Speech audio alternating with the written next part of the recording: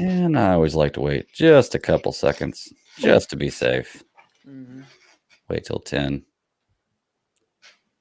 Well, here we are. This is chapter 43 of the DC Alliance podcast. My name is Greg, the Bad Daddy 52, and with me is always my co-host and homeboy Travis Hines. How you doing, buddy? Pretty good, Greg. We're in a post-Snyder Cut world, and I'm still 25% convinced I'm in a coma, like the Canadian show The Odyssey, and these like reviews and positivity. This is not happening. This is not real. But besides that, I'm pretty happy camper here. I haven't found anything that's made me really like truly upset since I've got to watch the movie multiple times. So hopefully that won't wear off, but I'm sure it will eventually. We've also got crossovers tonight from Marvel Alliance. Mr. Snell, how you doing, buddy? I'm doing very well. Thank you, gentlemen, for having me on. There's a couple of news topics I wanted to talk about, one in particular. So thank you for having me. I'm excited. It's been, I can't remember last time I was on. I feel like I'm sure it was some Batman Joker news. That's usually when I throw up the signal, but I got off work a little early. I said, I just need to leave a little early. Didn't give a reason why. I just got to leave, just have something to do. And here I am. So hopefully no bosses are watching, but you know what? We're good to go. I think it was the Keaton news. I think so, which was a long time ago. That was a special. That could be. There might have been one time. Well, you did the reaction video with us for the Snyder Cut trailer too. So. Which is fitting because Keaton today is like, I don't know if I'm going to do Flash now because of COVID. It's like such a power move. Such a power move. Yeah, he'll be there. They wouldn't delay the production for Henry Allen, but they damn well will delay it for Michael Keaton. You can guarantee that. Yeah. Okay. Well, let's get it going. Travis, you want to talk about the network? We're part of the Geek Ultimate Alliance Network with podcasts 7 days a week, 9 in total. On Mondays is World's Finest True Believers with Chris Balga. On Tuesdays is this show again. We're back here for a while now, folks. We won't be leaving unless there's some special, the Suicide Squad movie that we'll be reviewing. So we're here. We go live on Mondays right here on the Geekverse YouTube channel. Wednesdays is Marvel Alliance, the yin to our yang. Mr. Snell's final episode tomorrow. I will be living in that chat the entire time, sir, as I normally do throughout those episodes. I'm told Greg and said on this podcast multiple times, I'm still in the denial phase because I can't even start the 5 stages of grief of accepting you being gone until you're actually gone. So I'm just going to pretend like that's not happening until it actually happens. So. Yeah, I'm looking forward to, because obviously tomorrow we got Falcon Winter Soldier, so that's just gonna be a good discussion either way. But as I've said before, didn't want to leave. I would still be there at least once a month. It's just with my job, as you just heard, I had to get off a little early and just do this. It's just the way my job is. It's a good thing, but I'm excited. I'm also excited because there's a lot of people that have told me who they think the person, who the host is, and it's been funny to guess and think, oh really, okay, but so tomorrow we're gonna reveal that probably the first 10 minutes, and then we're gonna Falcon Winter Soldier, and then that's about it. It's been lighter in Marvel news, but Falcon Winter Soldier is pumping, so I'm excited to talk about it. Oh, that was such a great first episode, wasn't it, Greg? Yeah. Oh yeah. I mean, I already know who the host is, man. It's Mephisto, right? Oh, of course. Yeah. I mean, that's why he didn't appear in WandaVision. Yeah. We gave him our own contract, said no Marvel shows, you got to be just on Marvel Alliance, and we got him down. I can't believe I actually was like, he actually knows. I don't have a clue. I was just going to say, we don't know on DC Alliance. And Greg, I was like, oh, come on. No, awesome. It's no offense, but out of anyone, I would tell Greg last, because Greg sometimes doesn't know what we've told him in real life or what we've told him. Hey, keep that a secret. And so, like, I think we're doing my life is Inception. That's right. Yeah, I think this Patreon special is coming up. Like, hey, don't announce that. I think we're doing the top 10 Star Wars next week. And I go, oh no. Yeah. But no, so that's I'm the why Tom Holland of the network. You 100% are. Yeah. But that's why me and Chris have kept it locked up. We're like, no, can't let it leak. No leaks here. Yeah, Chris is like, got this on lockdown. So yeah, they go live Tuesday night, so they'll be live tomorrow night, and it drops Wednesday in the podcast feed. On Thursdays is the trio shows: Slice of Film with Katie and guest host, Ranger Alliance with Clay and rotating guest host, and Star Wars Alliance with Katie and Nathan. And on Fridays, actually, another thing, sometimes Star Wars Alliance goes live on Sundays, Sunday mornings. They record and go live there. So you can get them on the Geekverse channel whenever they go live. Fridays is Superhero Discussions with myself and Greg. We just, fun fact, we're going to talk about some Zatanna news a little bit later.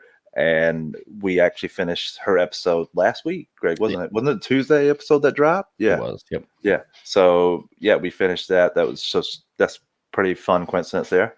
And Saturdays and Sundays is Weird Science Comics, DC, and Marvel Roundup. Blech. That's all the shows. And I fumbled that one 7 times. It's a tongue twister. I had it down tough. past the last 2, and then bam, it's crash and burn. So we also have a Patreon, a $1 tier, and a $5 tier. $1 tier is basically the tip jar. You want to help us refill the batarangs. Obviously, they're going to cost more than $1, but we'll just get them at Dollarama. Yeah. So, and the $5 tier, you get ad-free episodes, early access to episodes, Patreon exclusives as well. So we thank everybody that supports us there and even just shares, likes, listens to an episode, anything, even if you're active in the chat, everything's appreciated. So I think I nailed everything. Let's get to it, boys. Let's do it. Dawson, Travis, you had something you wanted to come on and speak with us tonight, right? We starting off with that one? Yeah. Okay. Should we? Yeah. Okay. So the Ann Sarnoff stuff. Mhm. that There you one. go. Yeah. That's going to be, well, Snell was going to come on and talk about the lower tier DC news, but this kind of dwarfs that. And he was Yeah. even more excited to talk about this. So we're going to start off with Ann Sarnoff's Variety article. We're not going to get too deep into everything that she said because there is a lot of things. We're just going to focus on a couple of the more important things. And the main thing for us that we're going to talk about right now is she said that essentially these are like Zack Snyder's I'm trying to find the exact quote here. Zack Snyder's films, we're happy that he's able to finish out his trilogy, but we're done with that universe and we're moving on with more stories with different storytellers. And we hope that you trust us in that, which, you know, pretty rough. And the other thing is they're not going to be doing, she said they're not going to be doing David Ayer's Suicide Squad cut. So no Ayer cut as of now. So, gentlemen, this was pretty, first of all, in my opinion, this was pretty tone deaf to right after, like not even a full week after Zack Snyder's Justice League. Yeah. Like it just it boggles my mind. This clearly, obviously, if you know how articles are, this wasn't like he didn't call her up yesterday and get all the stuff to put out today. This had to be done even a few weeks in advance at the latest or at the earliest for them to actually get it edited all out. So I think this was kind of a either just in case this bomb like to go on, or if it was middling numbers, but I still think it's a mistake to put this out before we get the total numbers. What do you guys think about this? I mean, honestly, it's what was kind of expected, right? Like, I mean, we knew that they weren't going to try to continue anything going on with the Snyder Cut, and as far as we knew it with everything going on with the Ayer Cut, they weren't going to try to do that because that's the way they'd done Snyder for so long. So for me, it's stuff that's kind of expected. Like you said, the timing is kind of strange of it, and it's one of the situations where they can say whatever they want to. I'll believe it when I see it because we see now things can change based on events that happen and you know what people want. I don't believe Zack Snyder's ever going to make a movie in the DCEU again. That doesn't mean that I don't think that his storyline is never going to be continued. Like Wow, I think you don't think he's going to make a movie? Well, I really don't. Well, I don't think he's going to make a movie within the DCEU, like within what they consider their canon, line. Yeah, he might make a movie that's a DC movie or something for HBO Max, but I don't think he'll do something like in the line with Shazam and everything where that's going. You know, but I do think he will continue to make stuff.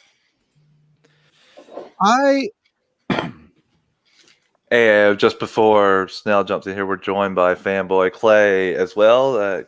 Clay, welcome as Snell is frozen up here. Oh no! Did I cause that? You caused the Matrix to kind of We're gonna short blame circuit there for a second. Yeah. Oh man!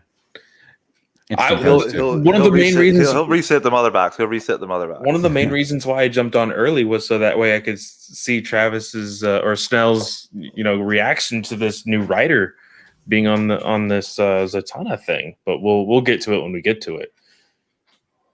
Yep. Well, Greg, you really think that that he won't make anything? Well, I mean, I kind of feel the same sentiment for the fact that he won't be joining in on any future DCEU stuff that WB wants to make for sure. Right. But as far as like his story, like hell yeah, let's get it moving, Well, they already talked about doing graphic novels with Jim Lee, but I'd rather see animated as a superhero discussion co-host myself. They talked about it. because even beforehand, I think it was Scott Snyder himself said that he was offered it, but he was too busy. There's too much stuff on his slate. So Now, I was in the comic book store today, and I saw Zack Snyder Justice League comics, but I think this is like Those are like just the, like the covers. Arrow It's- stuff. it- Yeah, it's yeah. the Yeah, novelization for the show or the no, movie. No. So that is a variant cover. So there are Yeah. variant covers for comic books that basically just mean that hey, there's something that we want to promote. Right. So I think it's Justice League 59 that came out today or this week. And it's just that storyline that they're doing. And then they placed a variant cover, which is Zack Snyder's Justice League. And I believe there is 3 covers. There one, is one technically being 6. there's because each one has a black and white variant. So there's the Liam Sharp cover, the Libra Mayo cover, Okay. and then the Jim Lee cover. Okay. Yeah, they had 2 different ones when I was there. Yeah. I couldn't find any today, boys. I was out looking. The 2 comic shops that are here. One is, ironically, it's debatable if you want to call it a comic shop. Although they have it downstairs with like hundreds and hundreds of comics, but nothing there, nothing in the other place for those. I was looking for them. No dice. Here right now. I will say I love Zack Snyder's Justice League, but I don't love it that much to the point of buying a Bendis book. So I'm sorry. Oh, I was only going to buy one just to frame one and put it away. Just I think it's cool. The Martian Manhunter cover, the one The Jim Lee cover, Jim Lee one, yeah. So that's I wouldn't. I have no. I don't think I actually might have read the first. I have no interest in reading his run there. Well, you know, my thing is, and Nathan, who's in the chat right now, just sent me a message on my phone Saying they also his said thing. this. Yeah. Yeah, and I want the pipe dream. Yeah, I want to share this tweet, and I want to share the date of it, and it's 11/26, 2019 from it's a Variety article. Warner Brothers currently has no plans to release a Snyder Cut or hashtag Snyder Cut Justice League either in theaters or on HBO Max. It's a pipe dream. There's no way it's ever happening, and this is why I have a hard time when they say stuff like this. This exact is it this? No, sorry. This was this is the funny. No, sorry, that was last. So I'm trying to think. This is 2 years ago. This is right before. This is right before. Well, right after, isn't it? Yeah, this is right after the hashtag. This is right after the hashtag release the Snyder Cut. Well, they called the day after that to say like we should do this. So this is why you got to take some of these things with a grain of salt, because they obviously told this writer that a couple weeks before the campaign, and this came out, and they changed their mind. And I think that yes, that was a stupid thing to put out in general anyway. With just 3 days after the movie, like give it a little chance to breathe, even if you want to say like, you're kind of squishing some people investing some time, because they're like, why would I invest this time if it's not going anywhere? You didn't know that. Even Snyder played the cool game of, well, I don't know, I didn't think I'd be here, so even just give people a little tiny glimmer of it to give the casual fan a maybe it might happen, maybe they might do another movie. But now you're just squashing it 3 days in. It makes no sense to me. Mm-hmm. Well, Snell, what do you think? It's almost like trying to deter people from checking it out, being like, you don't like, there's no more coming, so you don't need to watch it. It's all strange all around, because like what I was saying before Clay came in and kicked me out. I wanted.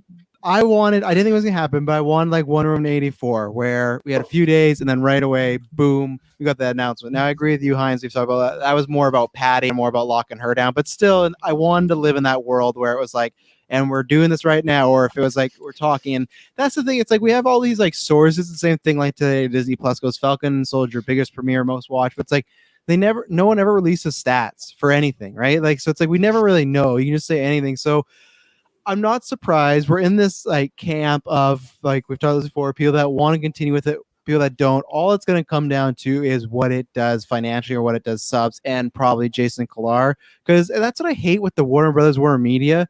Like it literally, all these articles have said like Warner Media's and Saronoff, but like she's technically the CEO of Warner Brothers.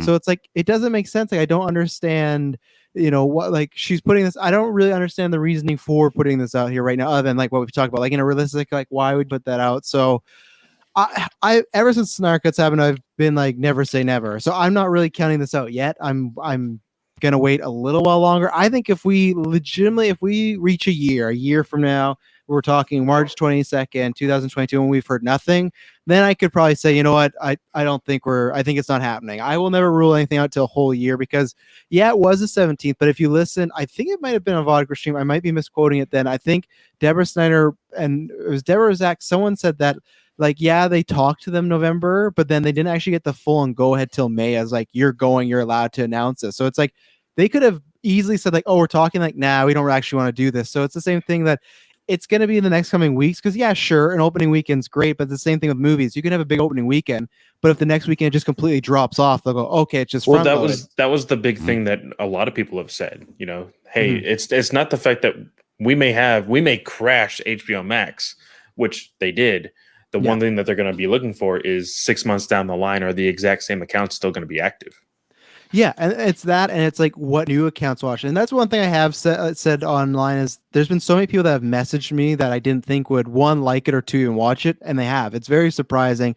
So I feel like the word of mouth is better than Wonder Woman, even though so far the stats we've seen is Wonder Woman had more streams, but again, that's from like third party sources. But all I've heard is nothing but good things, whether it's to liking it to loving it, and I think we will get something. I think the future is though. I think it's obviously we've talked about HBO Max, but I also don't think it's a movie either. I think it is a full-on series. I think it is the route you go because I think that would work better. That gets subs better, and we'll see. And I saw Katie in the YouTube chat. I'm with her as far as this is your prerogative. You want to. I will not join I'm gonna boycott all DC things. Like I'm gonna tweet out restore the Snyderverse and stuff like that. But like, you're not getting me not to watch the Batman next March. Like I want to see that. Like if Michael Keaton is coming, I'm not gonna be a pick offense, but there's a ways to support, and how you do is you drop this hashtag, and you also don't need to bombard like everything. It's some stuff for fun, but like when a celebrity dies and Warner Brothers shares about it, don't do that. Don't, because then you gotta pick your spots. Everything today's did that happen today? No, that was months ago. Someone passed away, and it was just like release a Snark, and it was like, oh geez, okay, I missed that one. And that's where you got to pick your spots. You got to pick like today. You're fine to go off on any post because today she went out and said it. But like you gotta be loud at most pick accounts. Your battles, exactly. So I think it will happen eventually. I hope it happens as live action. I'll take anything I want. I've heard things he's talked about that he wants to do, and I'm a fan of all that. I loved the ending of this movie and what it kind of left for us in the future, but. I think this is just way too early. If this was even 6 months from now, sure, but just to be on a Monday, it's like, let's see. Like, you don't even know how this week goes. What if eventually it outpaces Wonder Woman? It feels like a move, like Heinz was saying, just to kind of stop people. Oh, you don't need to watch this. There's no more coming. It's like, okay, the Snyder Cut wasn't even coming, and I'm somebody that said the Snyder Cut wasn't coming, and it's here. It's on HBO Max. I've watched it 3 times this weekend.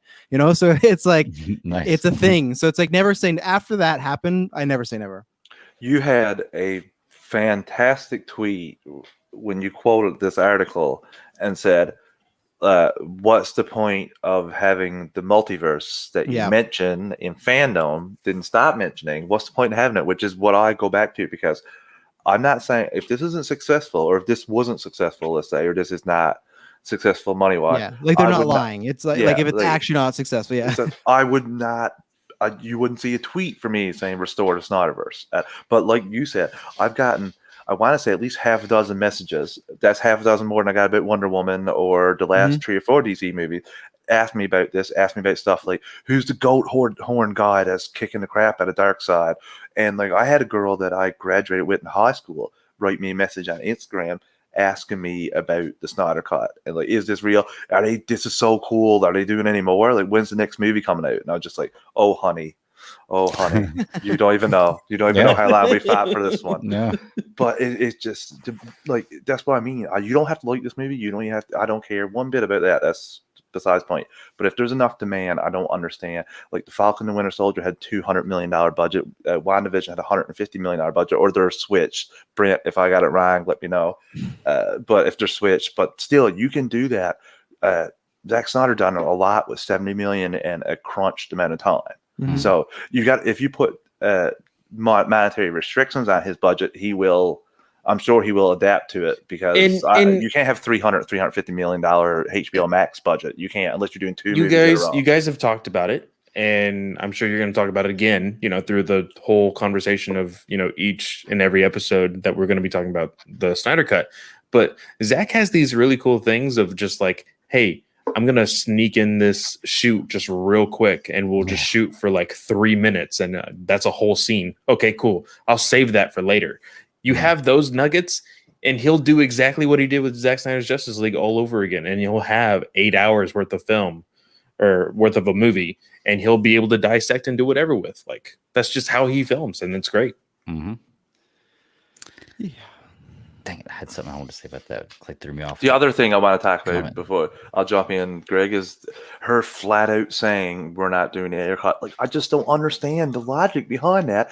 If you get the numbers, like if you have people calling out for that, it's a free thing to put on HBO Max. Like, that's what I don't understand. Flat out, no, we're not doing that. Okay, so now you're rawed up. Air cut was like number 4 or 5. It was just under Restore to Snyderverse for my trends when I was looking at it earlier. It was like 3 and 4.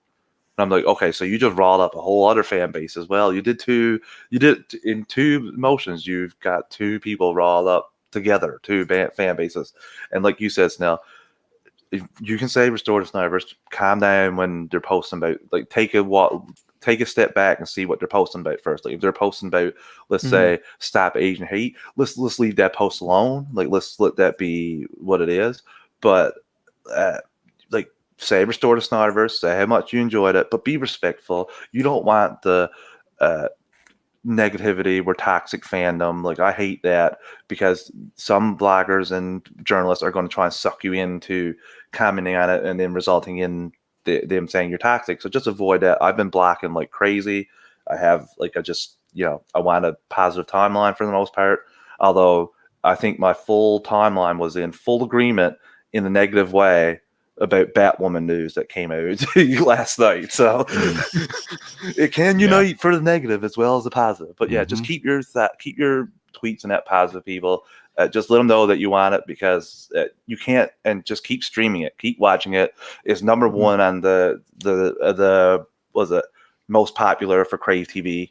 I was looking at it today, number 1. So, and in my heart. So you just like.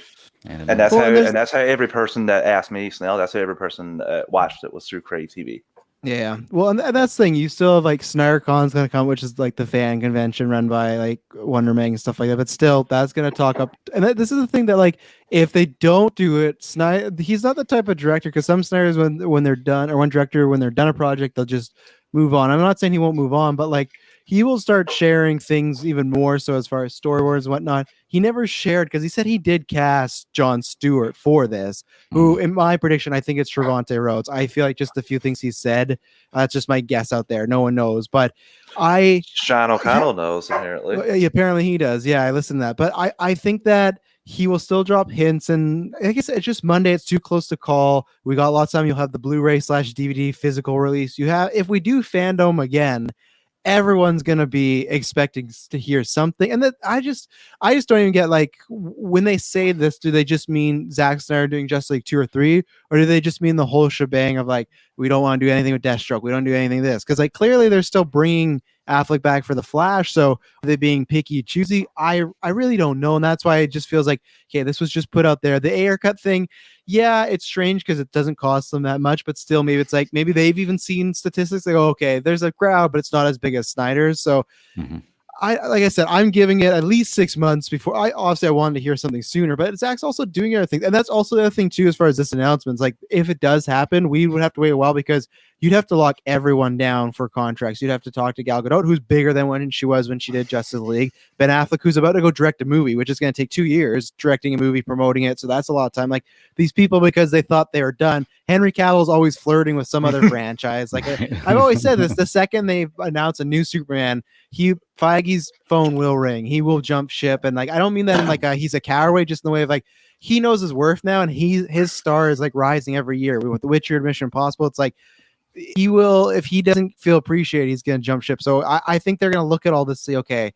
where does it all lay? And I think that's why you can't look at it all on a Monday, 3 days later.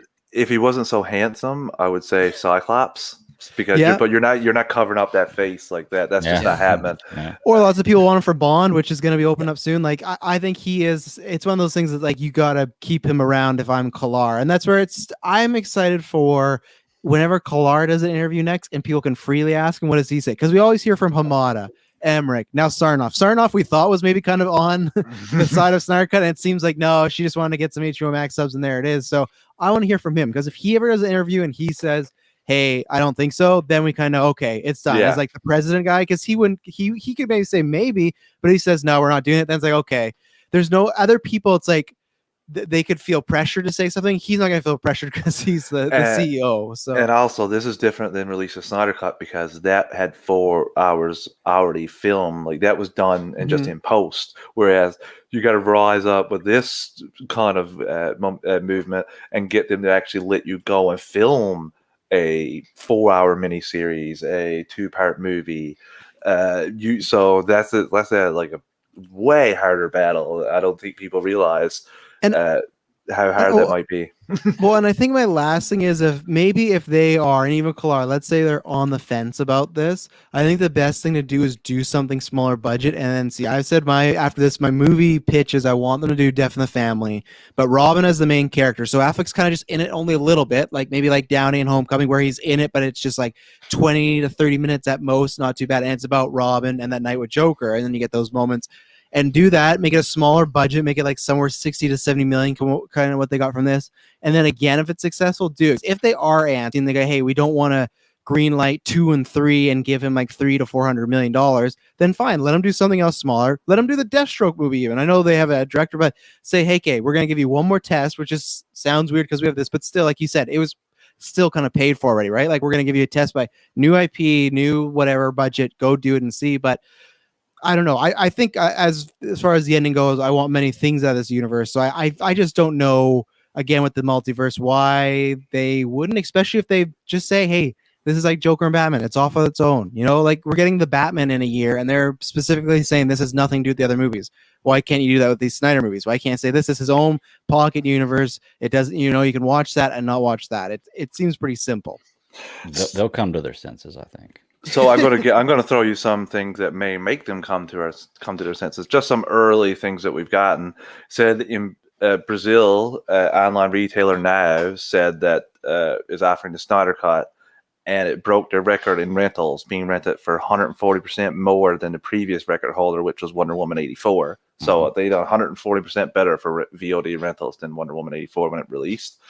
In China, where it's not legally available, it's the second highest. It scores the second highest in this app that they use, and apparently 74,000 people have already seen it, and 60,000 are interested in watching it, even though it's legal. But we know that's you can easily find it.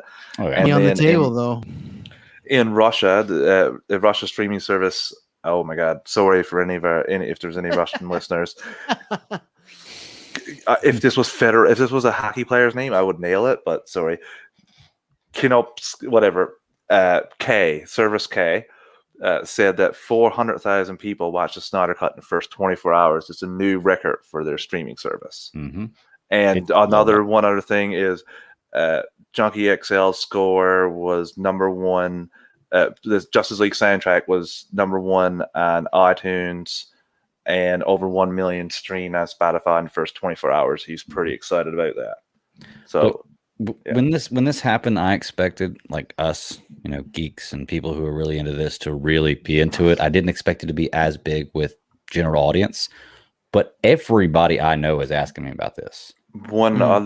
Couple others, Greg, is India. My Book My Show reports that Zack Snyder Justice League had 100,000 rentals in the first 3 days of their streaming of their platform stream. It's the biggest performance since it debuted on the service. And then when it debuted on the service, it offered movies like Tenet, Wonder Woman, and Unhinged. So since all those movies dropped, it hasn't had a big of a time until now. So that's another note. And one other was the Samba TV, but that only picks up a very small amount of I'll find the exact thing, but it's 1.8. It's under Wonder Woman 84, but above the first episode of WandaVision. But like I said, there's a catch to Samba TV. It only measures selected, opted in smart TVs with its technology. So if you're not opted in, it won't detect if you watched it or not. So as seen with Wonder Woman 84's numbers, when HBO Max, Warner Media, when they come out with the numbers, they'll probably be a bit bigger because you can't measure the TVs that don't have that turned on. So yeah, there's a lot of positive numbers. That's the thing that I wanted to throw in. That's just early stuff. This isn't even like when we get into the nitty gritty for North America. I'm really interested by Crave because, like I told Snell, it's number one there for most viewed and most popular. So that's pretty cool. I know that kind of updates, but even so, like that doesn't update super often in the most popular. In the most viewed, it does, but in the most popular, it does not. Yeah, usually weekly with that. So it's pretty cool to see that as number one thing there. I was like, yeah. It's like I said, everybody I know is asking me about it, and I have my phone's blowing up. People asking me all kinds of stuff about it, and it's funny because I haven't had anybody give me a negative review. I've had some people who liked it a lot more than others, but even the people who had issues with it, I would ask them, like, so what were your issues with it? They would say plot holes and this and that. And I said, well, give me something specific.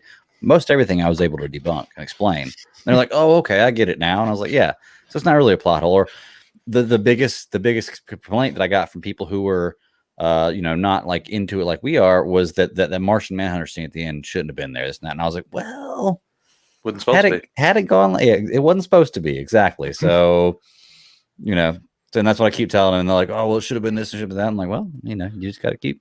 Hey, I do want to say, though, I have a casting for Henry Cavill if he's ever not Superman and he crosses over into Marvel. You want to see? Yeah. Oh, I'm a little nervous. I know. What is he pulling up here? For audio, he's pulling up a picture of Mr. Sinister. Can you see Henry Cavill playing that role?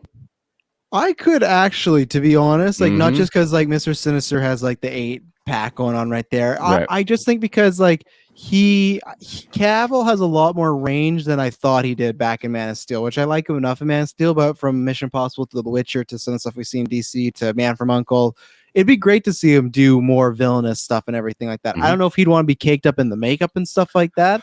That's the thing. It's like you do take away the attractiveness, and Marvel might say like, hey, but I do think that could be smart as far as, because I feel like if he plays a hero in the Marvel universe, Wolverine, he will need to play something completely different. Too tall. So, oh yeah, they don't. Jackman's 6'2", But like, I think that if whatever character he would play in Marvel, he'd have to do something completely different. So that's why when people say like Captain Britain, I just don't buy it because like, oh, that's too much of a good guy image. He's clean cut. Like, I think if it's a good guy, it's like that anti-hero bad guy, and if it's a bad guy, then yeah, maybe they throw a couple dots on his face and he looks pale white and he's obsessed with Scott. My same Cyclops thing applies here. Just too handsome to be Mr. Sinister. Just too handsome. I understand. I got to also say to listeners, please go to Leslie Jones' Twitter account and go. I spent a half hour this morning to 45 minutes going through all her tweets. She tweeted about the entire movie. There was a gap of a half hour there. She's probably using the bathroom. And she tweeted about the entire movie. And it was so funny. I was in stitches laughing, crying. Some of the things she was saying, like about when Steppenwolf fought Wonder Woman when they were saving the people. Oh, it was like, get him, girl, woo! And when all the League were fighting Superman, that's the only other thing I'm going to say. And they were all held by Superman, and he looked at Flash. She was like, he's Superman. And then she was shouting Superman like 5 or 6 times, and then stopped midway and went, oh my Lord, God, you did good with this one. He's so fine. Damn, look at that back. What do you got to do to get a back like that? And I just, there was tears come down my eyes. It was that funny. So Zack Snyder saw it and gave her props for it. So, and she said, I want to be in the next movie. So, I guess she didn't see the article yet. Hashtag long ass movie. Yeah, long ass movie. But yeah, that's just a bright happiness I needed in the morning. It was hilarious. Well, and you want stuff like that. You want other celebrities talking about it. You want it spreading, and that's the thing where it is, and it is just so funny where it's just like, Man of Steel happened, divisive movie, but then hey, we're doing BVS with them. Okay, BVS happens times 10 amount of divisiveness. We're doing Justice League, and then Justice League comes out like this version. It's like it's praised by both fans and critics. It looks like at least it's doing very close to Wonder Woman, we can assume. And now it's like, well, nah, we don't want to do we don't want to do anything more. Right. It's like I feel like this would be the prime time to, like I said, because there's been Geekverse listeners that have messaged me that hadn't even. I had one in particular, Hansi. She had never watched the theatrical version. She's only watched this version, but she didn't watch the theatrical version because she wasn't a fan of the other two movies.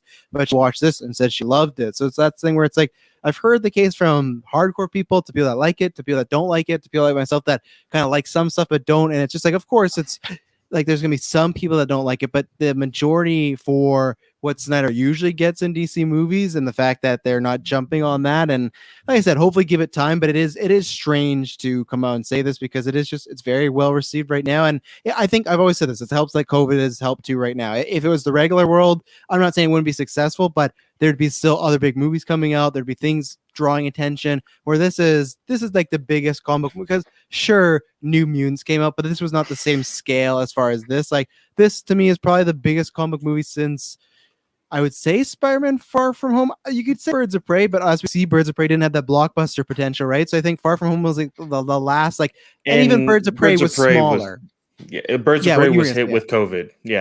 Yeah, and but even though you looked at it, it was like a girl gang on a venture to help a girl, and that's fine. I love it. I'm debating back and forth between which my favorite DC movie, that or Justice League. But Spider-Man was the last one I could think was like big set pieces villain, and this had this. So people are excited, and I think it's still going to do well because people are rewatching it. There's going to be people.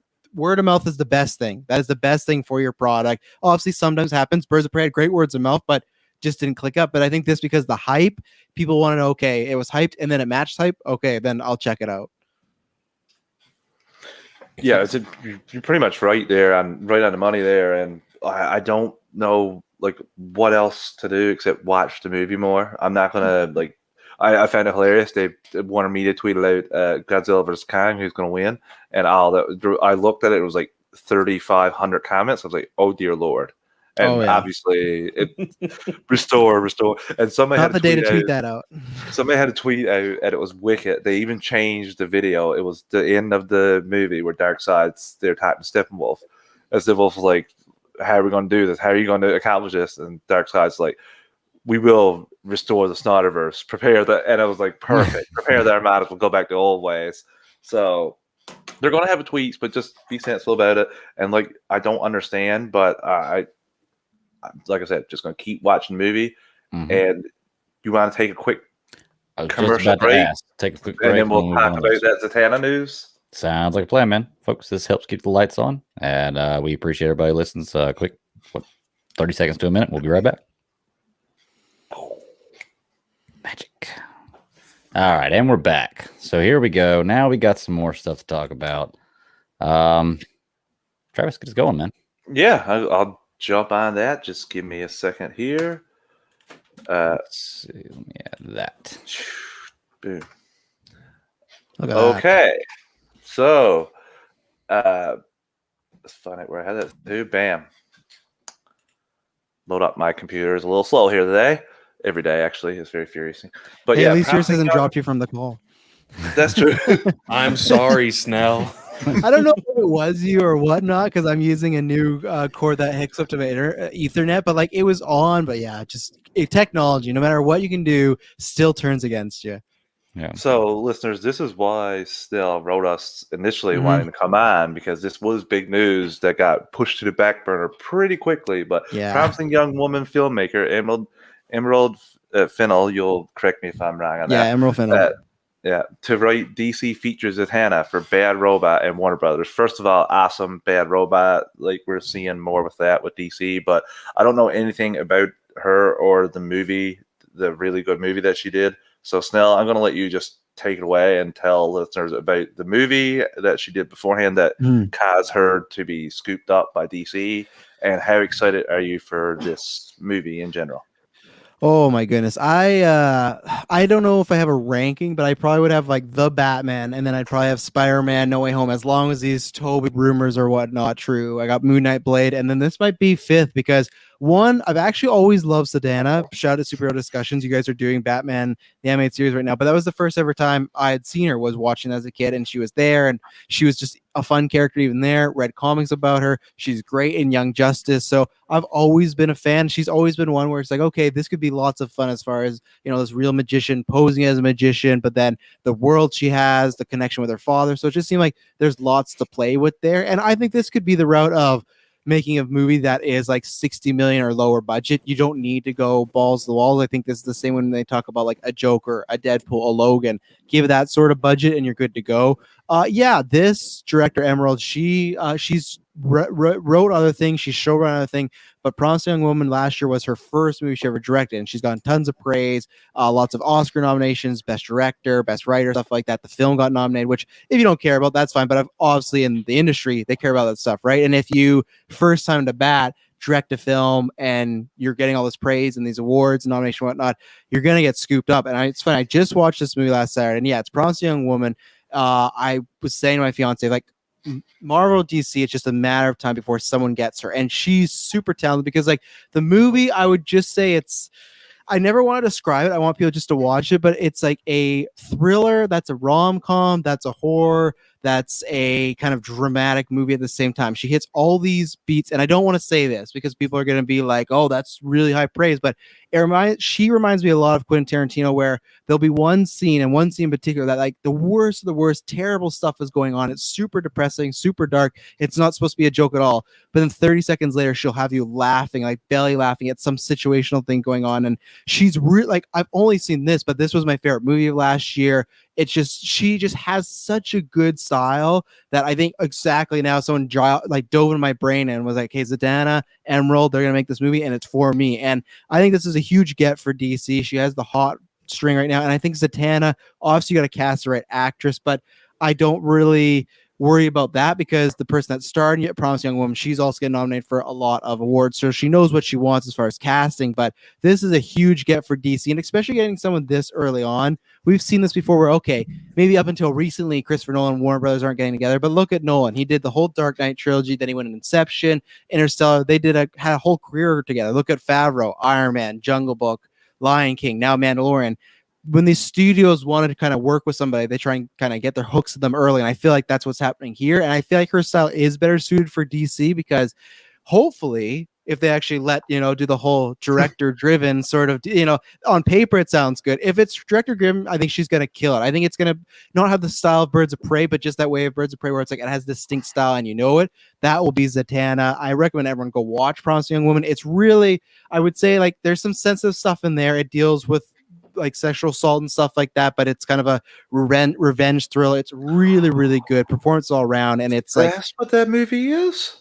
Yeah. It's not. It like literally it will be in one scene it feels like a rom-com, but then the next scene it's like a American Psycho. Like, oh, this is really creepy, or there's some stuff going on here. So the posters and everything look very girly and look like rom-commy, but that's just to get you in. That's why I don't even like telling people the plot. But the first 15 minutes, you're like, okay, I kind of know where this movie goes, and then something happens, like, oh shit, and this is just a good get for DC. I'm very excited. I hope this happens. I hope this doesn't fall in the line of like 20 projects that hasn't happened for DC that we're, still waiting for, so I hope this, exactly. Right? Yeah. How many of those coughs can you give, soon it's going to be, Justice League, but like, Gotham City Sirens. Oh my god! Yeah, I'm still waiting for Gotham City Sirens. David Ayer tweeted it out years ago, a picture of Ivy, Harley, and Catwoman together. I'm still waiting, but nothing. But no, this is just nothing but good news for DC. And my last point about this is it was interesting that it's Bad Robot. And other than that Superman movie that JJ's like possibly producing, everything he's doing is in the like Justice League Dark realm and stuff like that. And I've always said it's caught me off guard because I didn't think JJ was gonna do more the horror side of DC, like more the supernatural. I thought he was like Superman, clear cut, like easy superheroes.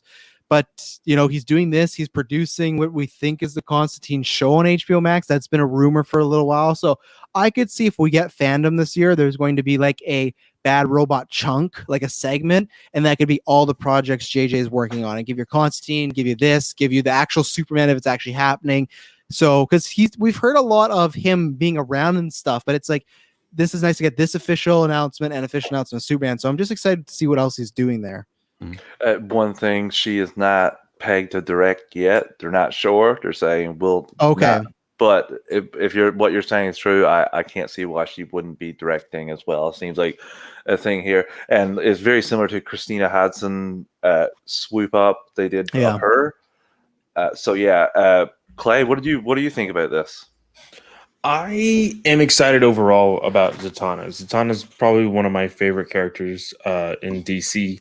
I've always been a huge advocate of her being a Latina lead, just because of her father being Latino. And I've put my fan casting out there. I really want that to be Ana de Armas, with her father being Antonio Banderas. That would be amazing. Please let it happen. I'm not sure if it ever will, but a man can dream. But sometimes these things work, and sometimes you're like, is it Tate? No, what's the guy's name that's fused with the Rock? Tyrese. You want to be? Yeah, Green sometimes Lantern. you're Tyrese still holding that green ring, being like, "Come on." Oh, Maybe he's Zack's. Maybe he's Zack's Green Lantern. They shot. You don't know. You Maybe never you're gonna know. win $1 million. But I'm just, for me, honestly, like, it seems like such a huge gap from the next DC project, with which it technically isn't, but it just feels like we haven't really gotten anything new, and this is again amidst all the stuff that's been happening with Zack Snyder's Justice League. That's what I mean. But with this, we're finally starting to see a Justice League Dark form, and I just can't wait for it. Yeah, Greg, before I toss it to you, I wanted to say that I almost forgot it when Snell was speaking. I did, and then Clay reminded me of it. I'm really getting the vibe from JJ that he's going to do something kind of similar to what Marvel did with the first Avengers, where it looks like he's kind of building up the Justice League Dark from the ground up, and possibly, who knows, we could have them come together for an HBO Max type special event thing. So if that happens, remember, you heard it called here first. That's right. More like the Defenders. That's what you're saying. Yeah, that's what I kind of. That's good. That's a really good point there, Clay. Kind of like Defenders for Marvel Netflix. Yeah, kind of really getting a feel for that kind of vibe here with the bad robot attached to this and actually pointing it out that way. Yeah, I'd be really excited about that. I don't have a ton of knowledge about Zatanna, other than what I've seen her in Batman the Animated Series now, and the Justice League animated, Young Justice. Just different areas of seen her in. Some comics, I've read some Justice League Dark. It's an interesting character. I'd like to see a nice prominent female role, on screen. I'm excited for it. I mean, you can be any kind of content really with DC, and I'm going to be excited for it. There's nothing I'm going to look at when I first hear about it and be like, I don't want that. Like, if it's more content, give it to me. Yeah. She is really good in Young Justice. Greg, I need to introduce you to Ambush Bug. And Ambush Bug? Okay. Yeah. What's that? Ambush Bug is basically like, what would be the equivalent to Marvel? Something well known. Well, think of Mixel Spitlick. Yeah. But he's just random. He's just completely just randomly put into comics sometimes. I wouldn't be super excited about a Ambush Bug HBO Max show. Okay. Just saying. Yeah, and also listeners, if you really want a good portrayal of Zatanna, a little bit more adult version for animation, go look at Justice League Dark, the first animated movie they put out, because it does focus a lot on her and her relationship with Constantine after you get the first initial Constantine meeting and 10-minute introduction out of the way. So that's a good little spot for her, and I'm really excited about this. And if Snell's, I saw the previews for that movie. That's on my list of things I want to see. And I did not know I forgot the name of the movie, but that movie looked amazing. I'm pretty sure Max Greenberg is one of the greasy guys in that movie. They get a bunch of people that are like the nice guys, and it's like, they're not so nice. It's a stat cast when you watch it too. So there's Doc Ock in it, so that's good. They're gonna ruin Schmidt for me. He's no longer gonna be a nice guy. Okay. You got anything else you want to? That's about it for that topic. Yeah. Okay. All right. I'm gonna bounce, but before I do, I just want to, because I've only seen his tweets. I want to hear Heinz's thoughts on the Batwoman thing. I just wanted to ask you a little bit, just because, like, obviously before, like you said, Snyder and everything happened. That was like a big topic last night on Twitter, as far as everything goes around. Like, what did you think about that? And I'll give my quick little opinions before I go. But I was right when I saw that, I thought of you, and I thought of Brent, and I thought of Ray from Fantasy, because you three were the most I always heard. Like, why aren't they just recasting? Why aren't they just like, and never against the actress, but just like, why? Like, this seems kind of pointless, because you guys are probably the more DC people or like CW people I know. So what do you feel now that we've had like maybe a season? Is it quarter season, half a season of Batwoman now? How many I'm is pretty it? sure it's closer to the end of the season. It's like Okay. 8 episodes in, I think. I think it's 8. I think if mid-season finale happened last night. mid-season. I think that's what it was. Yeah, that's right. So yeah, Mid-season. we've gone half a season of this Batwoman, but now they've said, oh well, Kate Kane's coming back. But this Batwoman's still staying. This is the thing that I read. Like, she's still Batwoman. So I gotta say, okay, I'm gonna come clean, listeners. My DCCW passion is completely snuffed out. I've only watched the pilot of Superman Lois. I really enjoyed it, but the app that I streamed it on, I had to watch 30 commercials for the hour-long episode. I'm still on that. I talked about that with Snell and Greg before we even started podcasting tonight, because I'm still so frustrated. But CTV Sci-Fi app, you can kiss my bum. Really At can. what point did you start counting? When I was midway through, I couldn't believe. Greg, I thought that I was pretty much done the episode because of how many commercials. And I looked, I was like, oh wait, this is a special one. I still have 40 minutes left. I've seen 22 commercials. Yep, I was counting them. You can count them keeping count after so long. Yep. So it was very frustrating. So ever since Arrow's left, and then Flash's pitifulness, because those are my two favorite shows. But I did enjoy Batwoman. But I thought, like Snell said, why not make Javicia Kate Kane? Just make a Kate Kane. That's what it is. Say multiverse. Say when Crisis happened, this is what happened. Just go with that. But instead, you have her be Batwoman. So try to get on board with that. And then you make this announcement where you're bringing in Wallace Day, who I loved in Krypton, and she's a very positive person on Twitter. I wish her all the best in this weird role, because she's not quite Kate Kane. She's a changed Kate Kane. So I guess this is why in the first 2 episodes I watched, they did not shut up asking about where Kate Kane is. And yeah. So I guess there's a reason why they said that nonsense. But I think it's just foolish. It makes no sense. You should have either done this from the start or not. I think it's such a kick in the guts to the lady that's playing Batwoman now, Javicia Leslie. Mm-hmm. I think that she's been a good sport. I'm lying about it. Obviously, you're going to be. But I don't think this is going to help to show success. And I think we may see our first DCCW cancellation after next season for Batwoman. Wow. It's just great. Like, and then my hope is that, because I haven't watched it, because I was gonna actually start watching season 2, but then everyone just kind of said that it wasn't really worth it, so I didn't get around to it. But I hope they got a plan. But to me, it just feels like since Ruby has left, to me it doesn't smell like a plan. Maybe they do, and maybe then the season all makes sense and why Kate Kane's back, but it's still just like, hey, if you had a storyline for Kate Kane, why wouldn't you right away do the cast? It's almost like they decided to go this route, and then they heard enough complaining, and they're like, well, maybe we should recast her. But it's kind of like, it's a little too late now. It's just like, and like, what is the point of her coming back? And it's funny because you go look at a picture of her, especially right now on her Twitter profile, she looks almost identical to Ruby Rose. Like, her hair is cut the same way. So it's like, look-wise, this was fine. Just it's a really weird thing. I literally just laughed when I saw the article pop. I just laughed. I was like, "What are they doing?" Like, it's just strange. But yeah, I wish them all the best. I guess Yeah. Snell, I guess tell the listeners where they can find you, and listeners, tune in tomorrow night on this exact same YouTube channel for his final Marvel Alliance. I'm saying this like we're never going to see him again. His final regular appearance on Marvel Alliance. There you go. I guarantee you, if episodes 3, 4, and 5 of Winter Soldier or Falcon and Winter Soldier are amazeballs, he'll find a way to be on those podcasts. So I'll have to call him from my office. I'm still positive we're going to hear him talk about the best parts of Marvel. So, but tell the listeners where they can find you, my friend. Yeah, and there'll still be times where I can call and try on my lunch or something like that. But yeah, no, you can find me Traspy Snell, whether you're seeing the video or the audio. That's where you can find me on Marvel Alliance, Geekverse Podcast, and even when I'm done Marvel Alliance like this, you'll hear me pop up on shows like this. Katie, one day I will pop up on Star Wars Alliance.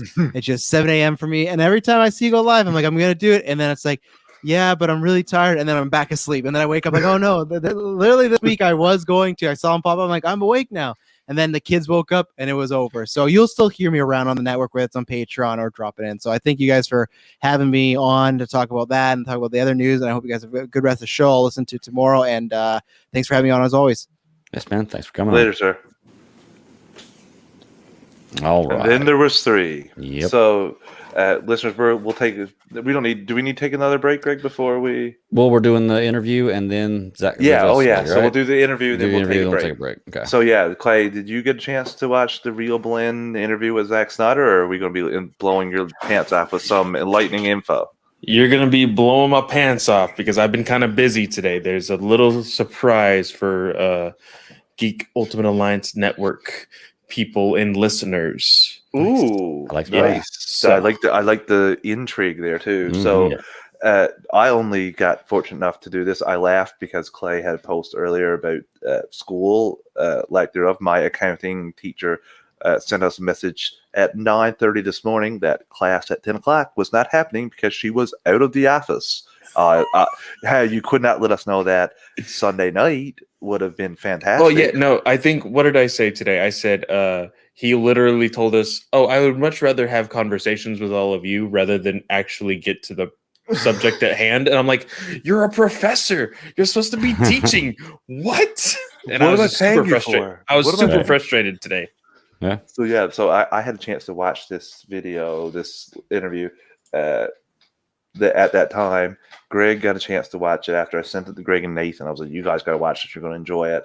And I'm just going to give like quick shout out to because Sean O'Connell came on here and we interviewed him for Release Snyder Cut book. And it's a great book. It's a good, detailed, quick, like gist of everything that happened. So you don't have to get in the weeds to find out. Even this thing we're going to find out now. We knew about this scene because if you followed this Zack Snyder Justice League 3 years like we did, you would know that who was supposed to show up at the end. So I'm going to jump into the main things, but it was Sean O'Connell, Jake Hamilton, and Kevin McCarthy. And Jake Hamilton and Kevin McCarthy are OG. Like, I love you, Zack Snyder. Every movie put out, they're glowing and they're just positive about every movie. It's kind of stuff I love to see.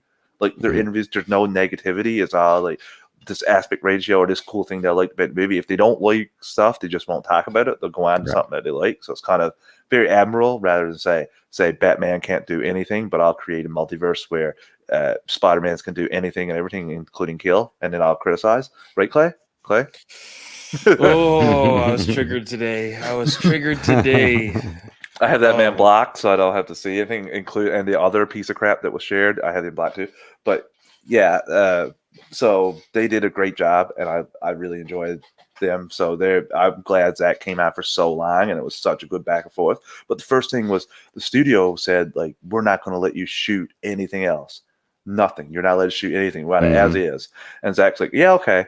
And then he went. And then he shot anyway. He's like, then I went home and shot it anyway. Yeah. I had Henry Lennox come shot his scene where he's leaving with Lois. I shot that in the driveway. Yeah. Yeah, I love it too. And he even talks about, he's like, I love it because he's being more loyal to the fans than he is to the studio. Because he says, I told the fans I was going to give them everything I filmed. You know, he's like, and there were certain things that I wanted they didn't want put in there. I think the only thing he compromised on was the Green Lantern thing, right? Correct. Yeah. So, and you know, I will say this about that one part, you know, about what you said about, you know, being loyal to the fans and not necessarily the studio or whatever. I have another show called Batman News Weekly. We talk about it. My co-host is not the biggest fan of Zack Snyder's Justice League. And he said a while back before we even got the announcement, he was like, Zack is saying all this stuff so that way he can eventually just put it in there. It's not actually in the movie. And I'm just like, so what? If he gets to film it, then he gets to film it. All right. That's the whole part of it. That's the whole point of it. I think the main thing that a lot of people lose when you talk about that, he didn't have a chance to do additional photography. He was not granted that. And I'll just say, if you don't think there was no pickups, there was nothing. Yeah. If you think additional photography doesn't mean anything, the Stephen Shin, Dr. Stephen Shin character from Aquaman, he was not shot during the original. He was picked up at additional photography. Mm-hmm. And that some people like Grace Randolph, the know-it-all, said he was added in because the studio said it, and like blah blah blah, all this crap. When James Wan actually replied to her, no, I had to do additional photography because our schedules didn't line up. So Randall Park set up, bam bam, like that. So that's why I'm very hesitant on stuff like that, because very easy to go the other way. I found that really stupid though. Why would you, if you're calling this multiverse, and even if you said this is it, like the quotes we got today, why would you care if he had John Stewart Green Lantern for the final scene instead of Martian Manhunter? I just don't understand why you would care, only for the fact that you're afraid that he may do it better than wherever you have planned to have John Stewart show up. That's the only thing. That's the only thing that makes any sense to me. And this again brings up the argument. It's a freaking multiverse. It doesn't matter if one is better than the other. That just means, okay, fans may like this version a little bit better, but you still have fans that like the other version. Like it doesn't freaking matter. Like, yep. It's triggering at times. It is so triggering. It really is, yeah. Because it's like I said, it's almost hating just for the sake of hating. They're trying to do everything they can to make this look as bad as they possibly can, and it's like you like to say, Travis, egg on face, man. Like, they're just going to look worse and worse and worse the more they do this. I feel the tone this stuff fans have spoken. It's just it's priceless to me. So yeah, they talked about that, and Zach was like, I shot it anyway, and then he said when he went to talk to the studio again, when he went to show them, they were like flabbergasted. The Joker stuff in there, and he had the Green Lantern stuff in there, and no compromise. And then they had to bargain, and so he had to give up that Green Lantern shot. He got to keep the Joker stuff and got to keep the Martian Manhunter stuff, but they didn't. They didn't want that ending. And Zach, I love this, and this is why I hate I really loathe the hate that he gets. You don't need to like this movie, but you don't need to attack the man as an individual, like saying all this stuff about him being like far right crazy loon when. He said to the studio, like when they were talking, yeah, I'm not taking out a person of color and just leaving it blank. Is it, if you're making me do that, if this is the final end all be all, I'm putting another person of color back in there. Like, I'm not losing a person of color in this movie, like in the spot. So he put Henry Lennox in there as Martian Manhunter. I still think the scene works well, although the frustrating thing is you'd have both then, because we'd already had the Martian Manhunter scene. Like, you already would have that addition. Like, the audience would know that Martian Manhunter that's what there. makes it even better, because you don't get anything picked up on Martian Manhunter, which leaves the audience thinking, yes, where do we see him next? Where do we see him next? Whereas we know he's going to show up at some point in the next movie to Bruce, or Bruce is going to mention him, because you know. But you could keep that ambiguous, and you could also have, damn, there's John Stewart, the Green Lantern, and you can just think about that. That would be out of your mind racing. You wouldn't even be thinking about Martian Manhunter showing up in the next movie, and then when he shows up, it makes it even more epic. So that's the very frustrating thing. They also talked about Chris Nolan. He screened a movie for Chris Nolan. And Chris Nolan enjoyed it, and he also talked about watching Tenet with Chris Nolan in his own apartment, its own studio. Chris Nolan's apartment, yeah. And the main thing that I thought was the coolest was he was breaking down. Jake Hamlin was like, have to ask you, because you mentioned it with me, the death of Robin. He said, would you ever like to shoot that? Did you ever have an idea to shoot that? And he said, Clay, that he knows what's going to happen. He knows in his head. It would have been shot in the next part when they were in the nightmare sequence, because they were going to have the Last Supper. And all of them were going to tell like tales because they all thought they were going to die. And Joker would tell the story of how Robin died, but he wouldn't reveal how. You would see it. You would be able to watch it as he's telling the story. And Zach said, like Robin doesn't just doesn't go out like a chump either. Like, he goes out like a badass. Like, it's a big fight. He says an awesome fight. So like, I assume he fights several henchmen before fighting Joker, and like, he's all beat up when he ends up getting to the Joker. That would be my assumption. But he asked, like, can you tell us how he does it, how he kills him? And he's like, no. Not telling. So it was great just to see. Like, I'm sorry, but you cannot have Zack Snyder do the death in the family story and not see a crowbar. Oh, yeah, he was going to have that if he had the black suit Superman for this return. And there is a crowbar you would get that slow-mo scene of him getting hit, and then you would get like the cover page for that issue where he's like all bloody and stuff. Oh, it would look so good. Oh, What were you gonna say, Greg? I was gonna say there is a crowbar in the hands of the Robin suit, isn't there? The jokes on you. I thought it was a Superman? staff. I thought. I think Is it's it? the Okay. bow. It's the bow Okay. staff that he has. Okay. But yeah, there's still it's just so cool the little nugget he was dropping in. But I was blown away that Hamada, because he said he went to them and they said like, what you're doing is a cul-de-sac. Like he said, the terms they said, so he's clearly aware of that. He was like, yeah, they didn't want anything else. They just wanted to release it as is on laptop. We know that. But then he said that they didn't want any of that extra stuff shot, and he shot it anyway. I love that. He just said, yeah, I should shoot it anyway. So turn that cul-de-sac into a roundabout, man.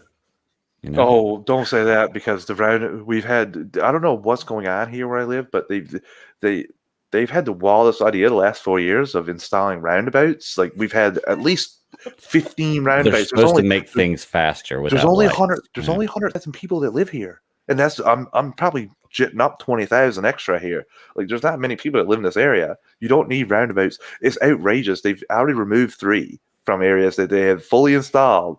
Because it was chaos. Like they put them in a little what's a little suburb. They put one in a little suburb where there was 3 streets meeting instead of the streets, like the stop sign there and the one main street and another stop sign up there. 4 west, not 4 west stop, but 2 stops and a main street. They turned that into a cul-de-sac. So that whole cul-de-sac thing is absolute nonsense. Even if you're going to say like the saying, that's what drives me to cul-de-sac. I drove through 2 today delivering pizzas. That's why I'm terribly frustrated. They're just nonsense at times. They're over and unnecessary, and they're exactly like that here. It's not a cul-de-sac, and all the things. So this interview, go check this out because it's great.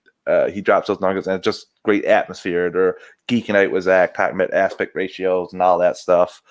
So, boys, you want to cover the chapter 1 after we take a break and get out of here? Sounds like a plan, man. Let's go ahead and take that break. Folks, once again, this helps keep the lights on, keeps things going. We appreciate everybody who listens through it. We'll be back in just a moment, and we're going to talk about some Zack Snyder Justice League. We'll be right back. If I write the right time down. Now we're back. All right. Here we go, man. So let's get it going, man. We're doing this weekly segment, right? We're going to be breaking down parts for the next few weeks. We're going to include the introduction into part 1 this week, but we're just going to go ahead and start breaking down part 1 and the intro, thoughts about it. We've all done multiple reviews on it, but now we're kind of watching it as we go and doing a really deep dive into it. So get started, man. Yeah, we're going to talk about each chapter. We're going to bring on at least one person from the Geek Ultimate Alliance. Clay kind of said like, yeah, I don't have anything tomorrow when you guys are recording. So I was like, yeah, Clay, can you do chapter 1 with us? Like, because I first messaged the group, said, pick your favorite chapter. But like I jumped on Clay, like take chapter 1, regardless if it's your favorite chapter or not. Well, and I felt like that was going to be the problem because I already know chapters 4, 5, 6, and the epilogue are going to be very quickly taken. Oh yeah. So I was just like, let's just do the beginning. I'm okay with it. There you go. Chapter 2 was taken first. Really? Yes.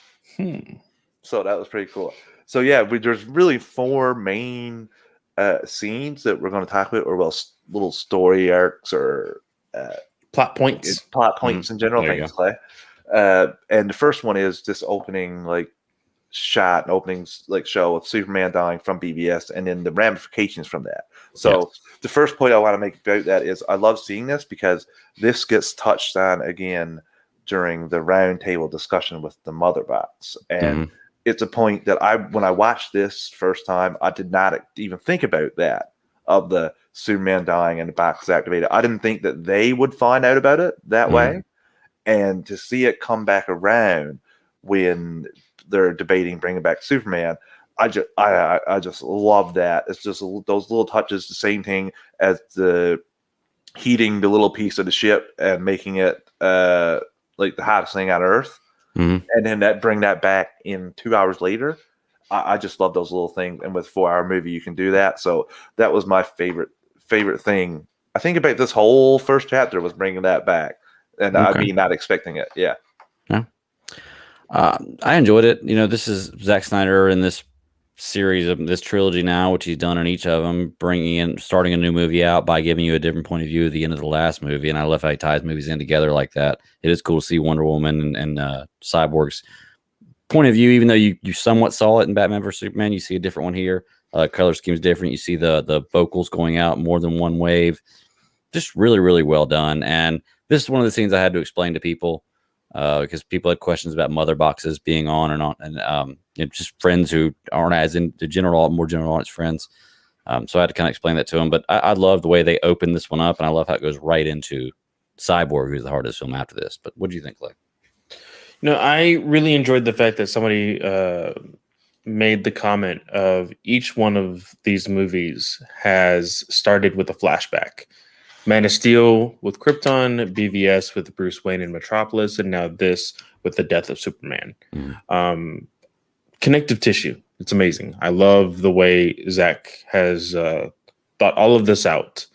Even for the fact that and we've talked about this very little in the review that we did, Greg, about how even the vocal cries of Superman, you see one dispersed at the very end of BVS. So he was even planning all of this while doing that. But even when you see the sound waves hitting Metropolis, then you go to I think it's Atlantis next, and then Themyscira is the last one. Just because that's kind of where we're going to end this chapter. We're going to end this chapter at the end of the whole sequence with the Mascara and Steppenwolf. And I love the way that everyone knows what this means. The chill down everybody's spine, everybody freezes in their tracks, and all eyes are on the mother boxes at these moments. And I think this is also when we get in Metropolis, we get the first look of Cyborg in his hoodie outfit and everything else. But I really enjoyed this opening. I really did. Same. I just love what it added to. Like Clay said, we've had that every time now. Batman, the 0 hour event through Batman's eyes is still my favorite. Just to see all the heroic things he was doing, running towards danger and everyone else running away. But I love this. I love how the shockwaves go out, like you said. It's just Zack Snyder's so good at showing the powers and the power levels. We'll talk about that in a little bit with Wonder Woman. Patty Jenkins, tap in, please. But I love the Echo going out, and I do love that I figured we may go to Atlantis and Amazon. I forgot about the Arthur. I love how after the boxes we go to Bruce trying to recruit the next member. The first member Bruce tries to recruit that isn't already basically join the team without you basically made Wonder Woman join the team without really asking Wonder Woman to join the team. She was he was you were here when Superman died, so you got to help now. That's it. You're stuck. Sorry, I don't need to really ask you to join the team because you were here when Superman died. You went to the funeral. We're all a team. So right. I just love that he talks to Arthur, and Arthur wants none of it. And the whole atmosphere is just night and day different than the Whedon cut. So what do you guys think about that scene of him going to visit and recruit Arthur? You want to take it first, Clay? Yeah, I'll take it. I really enjoyed this scene. Every single time in this conversation with Bruce and Arthur and the elderly man, that's kind of what would you call him? The leader of the village or whatever you want to call him. He was talking to him, but every single time he mentioned the hero of the ocean, he looked at Arthur. And eventually Arthur kind of got the hint, and that's when he throws him up against the wall. He's like, "What do you want?" Blah, blah, blah. Bruce put his money where his mouth is, took out the cash, cold hard cash, and we get that line, "Don't count on it, Batman." As they're walking out. It's very I feel like it's very comic booky, but at the same time, Zack loves those moments of being comic booky. How they're kind of outwardly talking about being superheroes around people, with no regard of like, hey, these people are going to out Bruce Wayne as Batman. But at the same time, I think Bruce is old enough to be like, so what? What are you going to do to me? Yeah. But what everybody's like really talking about in this scene, though, is the fact that like how these people treat Arthur as a god. Mm-hmm. And that's the whole point of DC Comics, these gods among men. I thought that was like the coolest thing ever that Zack pretty much put that in real life for this moment, to the point where they're like singing. I can't remember what language it is in that that they sing that little Icelandic. Is that what it is? Yeah. They sing that little hymn as he's going into the ocean, like really setting in like, hey, these people almost worship him. And I thought that was really, really cool. Clay, just a point on that too that you were talking about there. In the theatrical, the last thing you hear before he jumps in the water is that strongest man is strongest alone, and Bruce is like, "That's not even the saying. That's not what the saying is." Like a little wisecracking joke as Aquaman takes off. So to hear that, like that just changes the tone dramatically. That song added in, and I just love the way that I would call him the town elder, is what I would say. Yeah. Or the most popular guy in town. And spoiler alert, we had that conversation. Honestly, this is a little sad to say, but that town and that kind of reminded me a lot of growing up. I'm not gonna lie. Me and my 5 other people in my class, my high school class, my graduating class of 6. So it was very similar seeing that kind of thing there, because there were times where the road would get blocked off through winter snowstorms, and there was a point there where I want to say it was really young, it was like 2 weeks where we couldn't get contact throughout the whole, only through boat. So that's kind of very similar to that there. So, but just the visuals of him, even when he's walking towards him, and like the town elders like no planes or no boats can get in. I don't know how he got here. He said he took the trail, but nobody can go through that trail. And I'm just like, he could have got the Batwing and dropped him off on top of the mountain. You didn't have to. That's really what or take the back ladder down there. Yeah, something. Well, we're watching too much Batman the animated series, but we're instantly thinking, like, throw on that back ladder and like just paraglide down there. I want to see the Zack Snyder back ladder. Ooh, that sounds fun to say too. Zack Some Snyder more back gadgets. ladder. Yeah, I would love to see some more back gadgets, to be honest with you. But yeah, I just love the little butting heads, and I love that Bruce's first attempt to recruit another person was not successful. Kind of a failure. Yeah. The only thing I didn't like about this was I was hoping he was going to change the whole, dress like a bat. You're out of your mind, Bruce Wayne thing. I wish he was going to change that. I get what you're saying, Clay, but that's probably not a big deal, especially there where most people probably don't speak English and don't understand. I just don't like situations where characters throw names around. But at the same time, this is one where Arthur's not scared of hiding his identity. He don't give a damn who knows who he is. He's not part of Bruce's team, so why would he give a shit about calling him out? So I guess I can kind of get that. I just didn't like it. I don't. Same thing with the Clark situation later. We'll get into that part later. We'll talk about it, but down the road. But what else, man? Well, we get a shot then of Martha leaving, having to move out of the farm, stuff that'll be paid off yet again back around by the end. We see the Superman, Clark Kent little tombstone, and we're off into the Wonder Woman scene from that. And that is my favorite thing from chapter 1, Clay, is the Wonder Woman scene, the whole museum shot. Before that, just one other thing before that is, even like I could see how this was cut for if you were trying to cut and save time. But even the little bit of banter that Bruce has with Alfred when he gets off the helicopter to get on the plane, boss move, by the way, using private helicopter to land and then get immediately on a private plane. Right. I mean, but Ben looks wicked with the glasses, and just the back and forth with him and Alfred. That's one of my favorite things about this Batman is the back and forth, the really good discussions he has with Alfred, and Alfred giving him all that snark all the time. I love it. Mm-hmm. Well, there was even that moment, where they're the airstrip or whatever, jumping onto the plane, it reminds you again that like this isn't a working relationship. This is a family relationship. And I love it. You know, this is your first hint of like legitimate humor in the movie, and it was good. You know, this is something that is comic book accurate. This is something that Bruce and Alfred always do.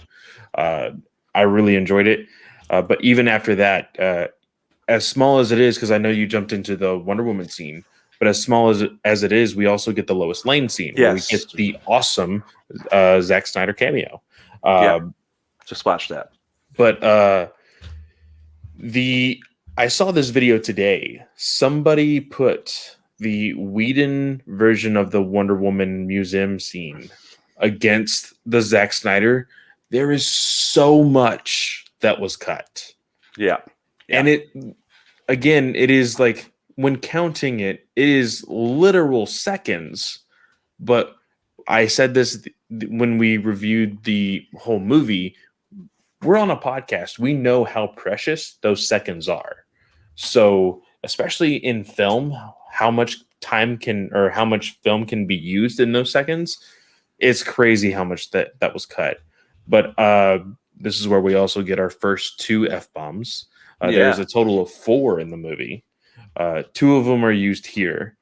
And then all the blood that happens with the shooting, and even when Wonder Woman is just being a badass. So much blood. It's awesome. Oh, it's amazing. Clay had a couple of really good points there. The Wonder Woman thing, I don't want to hear anybody tell me that she was too rough with the terrorists that were going to blow up everybody in the building and all that. Like, just don't start with me. And Clay, I watched that video, and I think we can all agree, especially from where Zack Snyder started out and came from, the commercial side of things, like with commercials, if there's anybody that can take even 20 extra seconds and add so much with that 20 extra seconds, is Zack. So we get it here. Bruce Bolton, Greasy in Game of Thrones, Greasy here. Just of course, he's perfect playing that character.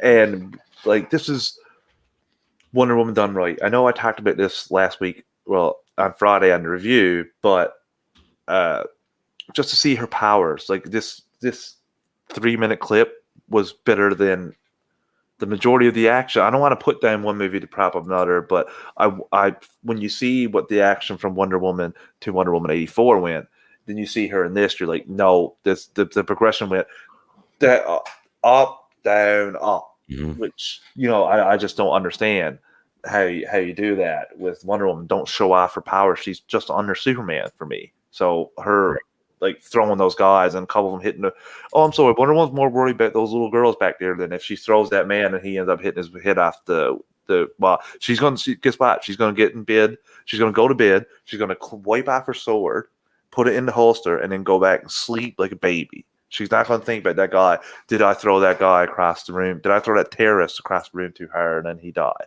So yeah, she didn't care about exactly. I've seen some criticisms of that, which blow my mind. Well, it's because I think that most people are going to look at Wonder Woman who probably don't read comics or know a lot about this, are going to look at her as a no-kill rule because she wears red, white, and blue, and she's the virtuous female leader that everybody wants to look for. You can't have her killed. But I saw an argument today saying that she is not the warrior princess. She is somebody who always looks through love and trust and noblemanship and like all of this other stuff. And I'm like, why did she train with badass Amazons if she's not the warrior princess? Right. That's like, exactly what she is. Like she didn't train to defend herself from man. She trained to defend herself from all the other crazy shit from legend that the Amazons told. Like, I'm sorry. So if she is brutal, it's because she's too strong. And if you don't like Wonder Woman being that strong, then I'm sorry. Probably you shouldn't like Wonder Woman. What's Part of what she is. It's like there's saying, nothing I can tell you at that point. Yeah. You're Should have exactly right. told Zeus to wear protection if you're really that contrary about it. If we're being honest here, but I just I had to say that. But I love her powers here. I just love how she's treated, and like I'm saying, I was completely. I'm even fine with Wonder Woman tacking down the bad guy if that's the way you want to go for the way she stops him in the end. But like all those times where she's fighting those guys, let's say in the White House, could have been done. Like when you see this, when you see how this is done, you're like, oh my god, why did you? And then you could pass it off to me of she's losing her powers. So I guess you could ground her abilities a bit more. But when she's full blown Wonder Woman, I want to see her as badass as we've seen her here, and this is just awesome. What do you guys think about the bracelets and the choreography? Like we got a initial thing that we did not get in the theatrical initial bullet deflection, like a 5 or 6, and then sliding kick.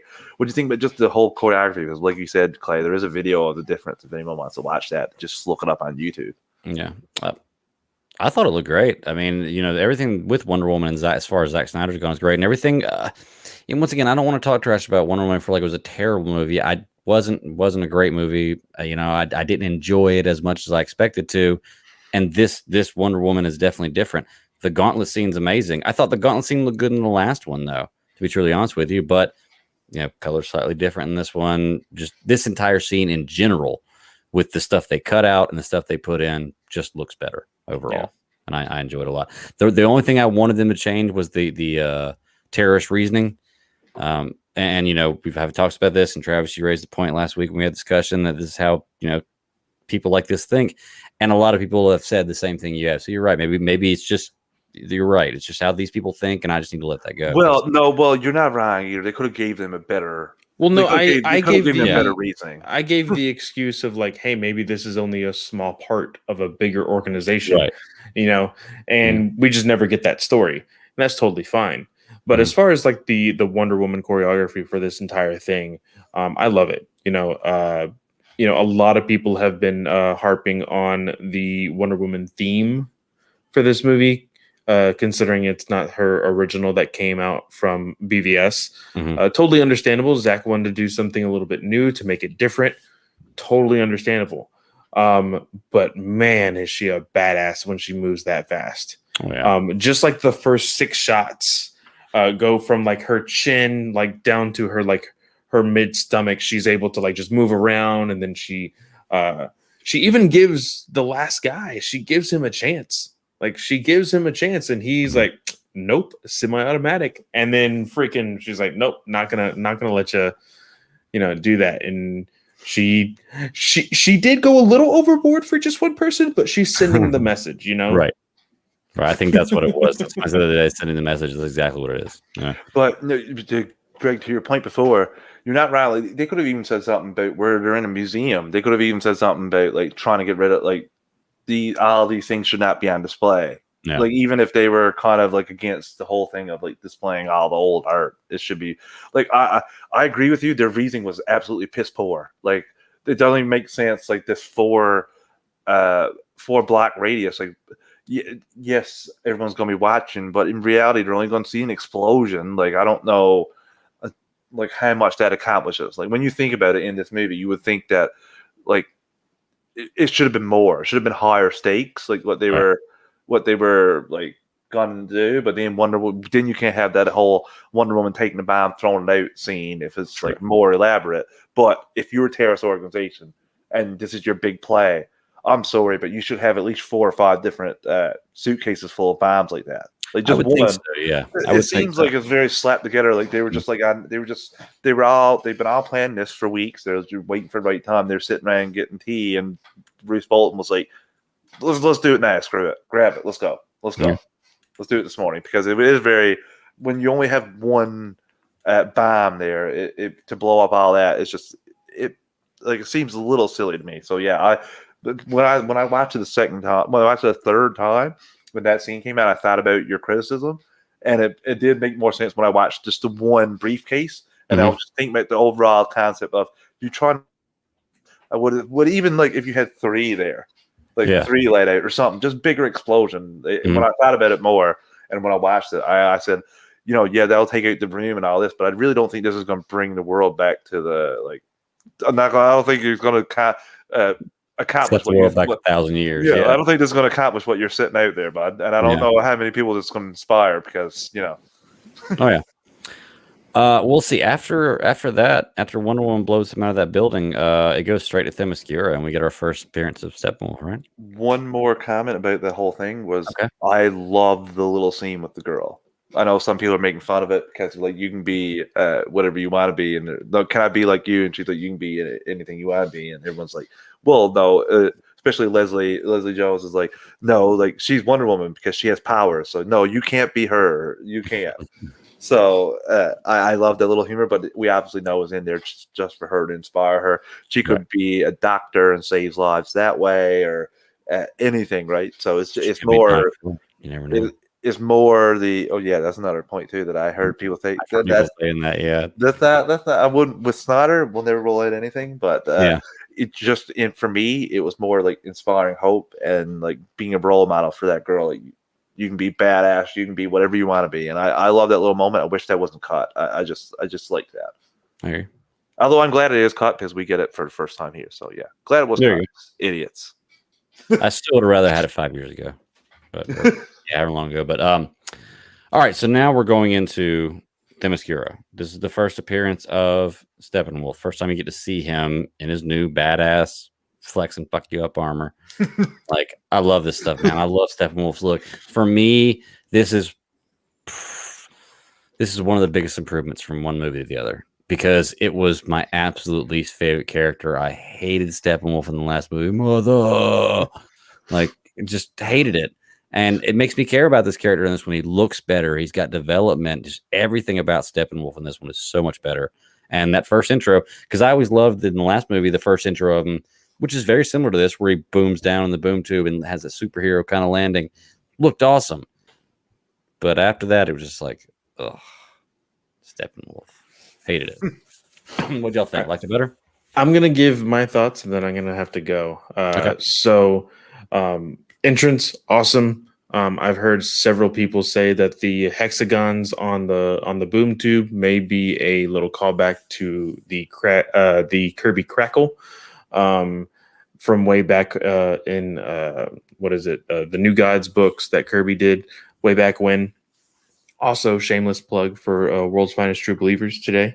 The retro episode came out, but yeah, his entrance was badass. His whole presence was just like, hey, don't fuck with me. It was amazing. The show them your fear. Show him your fear line was badass. And even the whole concept of freaking knocking down the whole freaking, what would you call that thing? Pillars. Well, I'm talking about the entire building that was holding the maybe mother a temple. box. Yeah, temple. They were knocking it down to protect the Themyscira. That whole sequence of Hippolyta, trying to get out and stuff was awesome. You saw the badassery of the Amazons there, like truly you did. And then the chase, we see the electric axe that Steppenwolf is using, being a badass doing it, seeing that, this axe not only just completely demolishes people, but fries them at the same time, was super terrifying.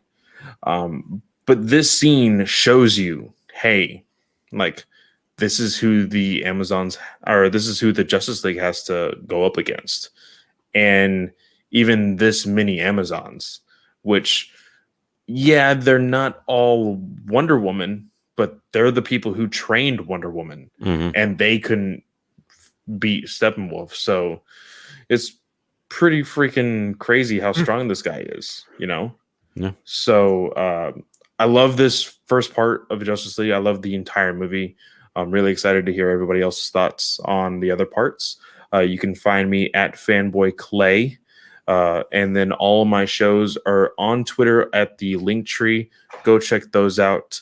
But I will see you guys later. Clay, Thanks, Clay. talk about your mugs. Talk about Restore Oh, the yeah. Snyderverse mugs. Before you go. I have the mugs. If you are watching the YouTube, I am pointing at them right there. The tumblers. It is Zack Snyder's Justice League cups. They are still on sale at Etsy. I showed everybody the Restore the Snyderverse decal that I have. That will be coming up soon. I made it just to kind of put it on my car, but then everything happened today, and I was like, I need to show this to everybody and have everybody calm down a little bit and just, just like Darkseid said, we got to go to the old ways, Yeah. Mm-hmm. It did look great. The new logo. We won't say anything about any of that. We just want to tease a little. Clay will unveil that when he got it on lockdown. But even the rough little things he sent us were fantastic. So look for those, listeners, and just follow Clay in general. Great dude, and puts Dan Slott in his place sometimes, I guess. All right, guys. See you later. Later. Have a good one, bud.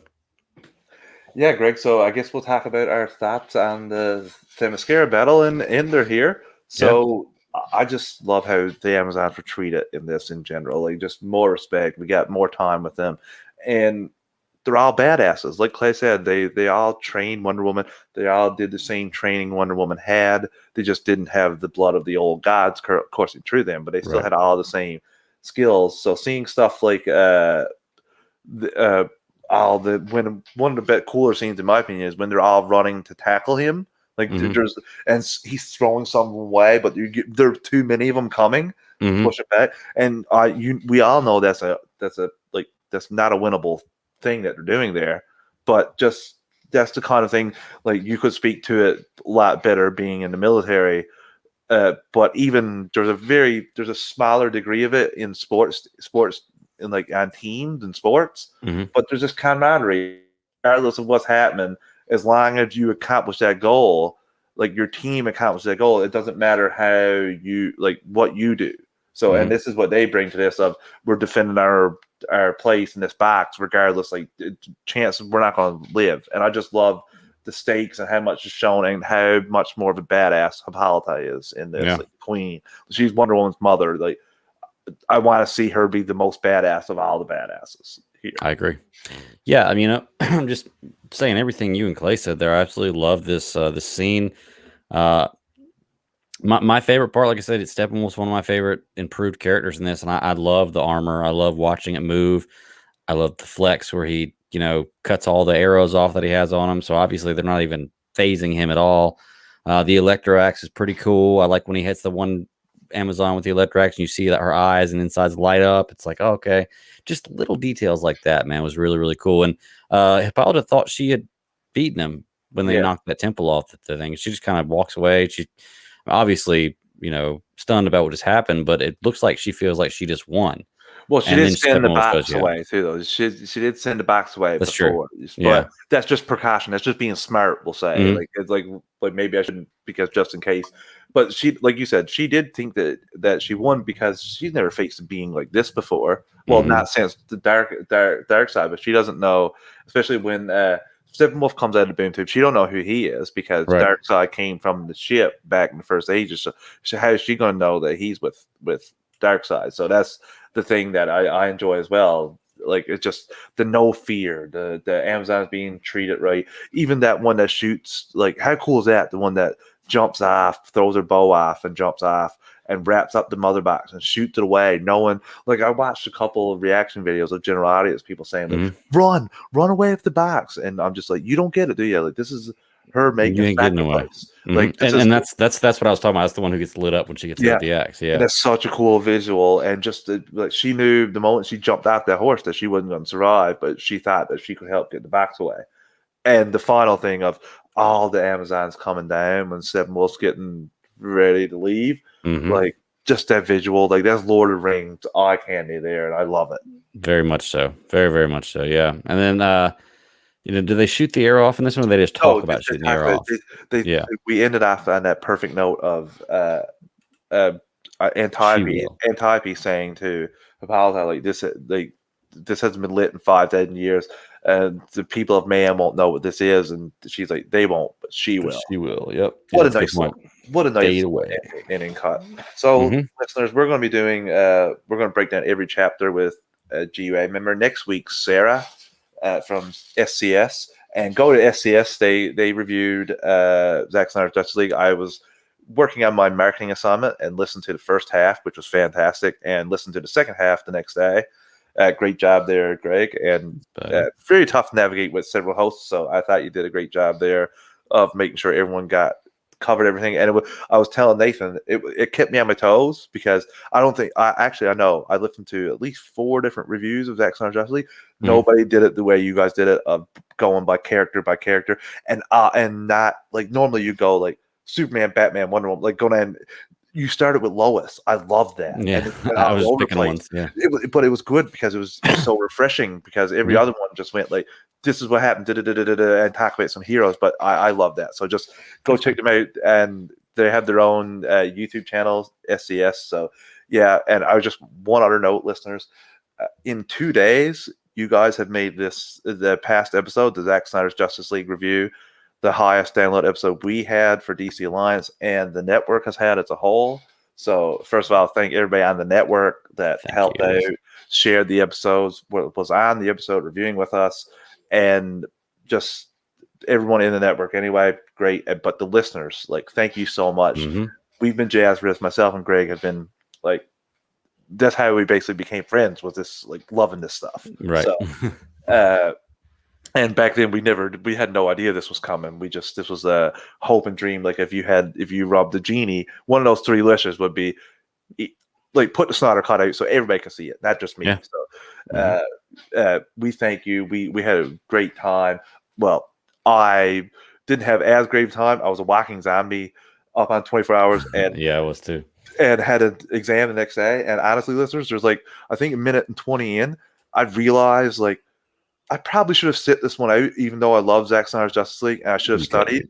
I kind of had a like, oh crap, I don't know anything, and it went okay because I stayed up an extra hour and a half after we finished. I was really tired, but then I woke up the next day and got an hour in, and I think I did good. So, crisis averted. But I had a mini like freak out in my own head while we were recording Justice League live. I was just like, you idiot, like you screwed the pooch on this one, and you're going to bomb that midterm for this movie, like it better be worth it. And I was like, yeah, it kind of was worth it. So but thanks everyone for listening to the episode.